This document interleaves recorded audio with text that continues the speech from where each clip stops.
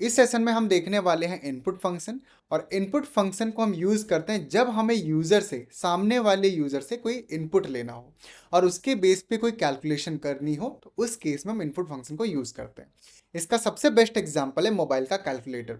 यानी कि जब हम मोबाइल में जाते हैं और हम कुछ यूज़र से कुछ नंबर्स इनपुट में लेते हैं और फिर उसको कुछ कैलकुलेशन करके आउटपुट दे देते हैं, तो ये एक इनपुट का ही एग्जाम्पल होगा। तो यानी कि जब भी आपको यूज़र के अकॉर्डिंग कुछ कस्टमाइजेशन करनी होती है, तो हमें यूज़र से कुछ इनपुट्स लेनी होती हैं। तो अब इसी सीरीज़ में इनपुट फंक्शन किस तरह से यूज़ करते हैं वो हम देखते हैं। तो यार सबसे पहला काम इनपुट फंक्शन का हम समझते हैं सिंटेक्स में। थोड़ा जूम कर देता हूँ। तो इनपुट फंक्शन का जो सिंटेक्स है, सिंटेक्स मतलब फंक्शन को लगाने का वे। ओके, तो इनपुट एंड प्रॉम्प्ट। ओके, और इसको मैं कमेंट कर देता हूँ। कमेंट का मतलब होता है कि पाइथन का जो कंपाइलर है वो उसको इग्नोर कर देगा कि ये कोड नहीं है भाई, इसे छोड़ दो, बाकी जो कोड होगा उसको कंपाइल करना। तो अब प्रॉम्प्ट का मतलब होता है, प्रॉम्प्ट का मतलब है a message for user. Okay, ठीक है। अब ये इसका क्या मतलब है जी? फॉर एग्जांपल यार, मैं अगर इनपुट लिख दूं और इनपुट लिखने के बाद पैरेंथेसिस लगा के, यानी कि ब्रैकेट्स ओपन एंड क्लोज कर दूं, और जब मैं इसे यहाँ पे रन पे क्लिक करके रन करता हूँ, तो यहाँ पर ये मुझसे इनपुट मांगेगा। अब मुझे बताओ कि मैं क्या इनपुट दूं? मुश्किल होगा ना, आप बता ही नहीं पाओगे कि आपको क्या इनपुट देना है। तो जाहिर सी बात है, हमें इसके लिए एक प्रॉम्प्ट देना जरूरी है कि यूज़र को पता चले कि भाई क्या देना चाहते हैं। ठीक है, तो अभी मैं क्या करूँगा, मैं कोई भी जैसे ABC लिख देता हूँ। हाँ, तो इसके अंदर अब मैं इन्वर्टेड कॉमा के अंदर मैं यूज़र के लिए एक मैसेज लिखता हूँ, एंटर योर नेम। अब क्या होगा कि इनपुट आपसे नेम मांगेगा और आप उसको नेम दोगे। रन करते हैं तो देखो क्या मांगा, एंटर योर नेम, और आप यहाँ पर अपना नेम एंटर कर देंगे। मैं अभी के लिए मास्टर टेक इनपुट में डाल देता हूँ और एंटर करेंगे तो यहाँ पर मास्टर टेक इस तरह से हमारा मिल जाएगा। ठीक है, आई होप आपको समझ में आ गया होगा। अब मैं क्या चाहता हूँ कि यार जब मैं इनपुट से मास्टर टेक लूँ तो मैं उसे गुड मॉर्निंग या गुड इवनिंग के साथ प्रिंट कराऊँ। ओके, तो देखते हैं कैसे करेंगे। तो सबसे पहले मैं यहाँ पर लिखूंगा एंटर योर नेम। तो यहाँ पर हमने क्या किया, यूज़र से इनपुट लिया। अब मैं क्या करूँगा, आउटपुट के लिए हम प्रिंट लगाएंगे, राइट। और जाहिर सी बात है, जब मुझे यहाँ पर हाय हेलो कुछ देना है, तो इन्वर्टेड कॉमा के अंदर लिखेंगे गुड मॉर्निंग कॉमा, या डायरेक्ट हम यहाँ पर प्लस दे देंगे। ठीक है, इस तरह से।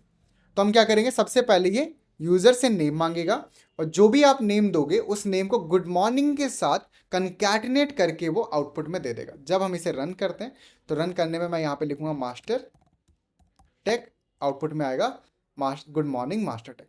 ठीक है, आई होप आपको यहाँ पर चीज़ें समझ में आ रही होंगी। क्लियर है? तो इनपुट यानी कि जैसे ही आपको यूज़र से इनपुट लेना होता है, इनपुट को और डिटेल में अगर मैं समझाऊं आपको, तो इनपुट कुछ प्रॉब्लम भी क्रिएट करता है। मैं आपको समझाता हूं कैसे।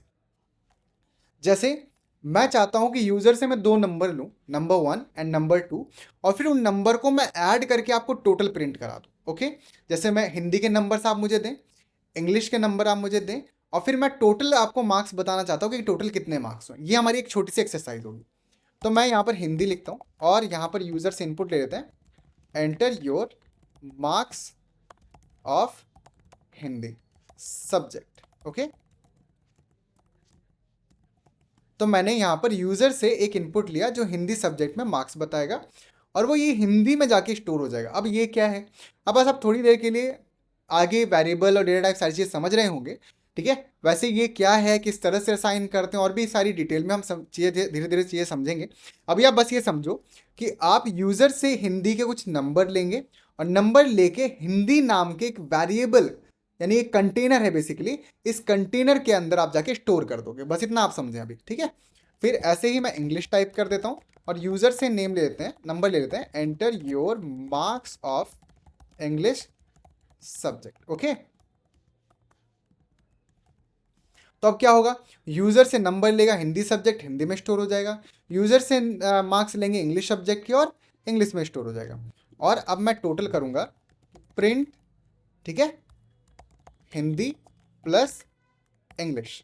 और जैसे अब मैं टोटल करने के लिए रन करूंगा, मैंने रन किया है, ध्यान रहे रन करने का मैंने शॉर्टकट यहाँ पे प्रेस किया है, कंट्रोल के साथ आप एंटर या शिफ्ट के साथ एंटर, आप दोनों में से कोई भी की प्रेस करेंगे वो कमांड रन हो जाएगा जुपिटर नोटबुक के अंदर। ओके, ठीक है।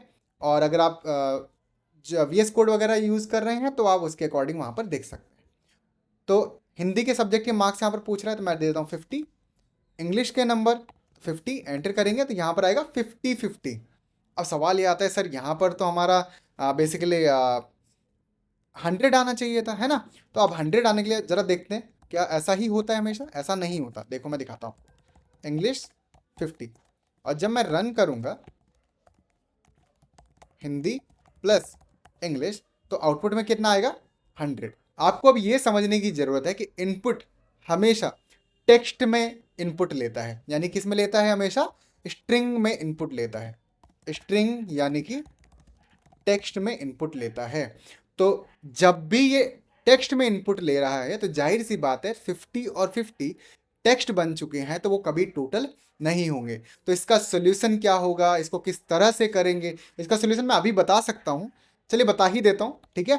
लेकिन इसको डिटेल्ड में डेटा टाइप और ये सारी चीज़ें तभी आपको ज़्यादा अच्छे समझ में आएगी, लेकिन फिर भी कोशिश करता हूँ कि आपको समझ में आए, ठीक है।